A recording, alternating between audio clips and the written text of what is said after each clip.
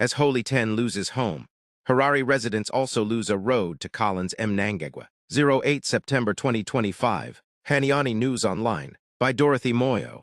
Rapper Holy 10's explosive fallout with the Mnangagwa family has collided with another controversy, as Harare residents accuse Collins Mnangagwa, President Emerson Mnangagwa's son, of grabbing a public road for private gain. The storm began when Holy 10, real name Mnangagwa, accused Collins of sending state agents to seize his home. In a furious social media rant, the rapper threatened retaliation. "If your CIOs come to my house, I'm armed, I'm killing them at first sight," he posted, escalating tensions between himself and the ruling elite. But beyond the musician's meltdown, Collins is now at the center of a brewing community battle in Highlands, where residents are resisting his attempt to close off Otto Road for a private development. A notice in the Herald on September 2nd confirmed that an application had been lodged to permanently shut down part of Otto Road to accommodate Collins's three-story project. The Highlands Residents Association has since mobilized, launching a petition that has already drawn more than 1,000 signatures.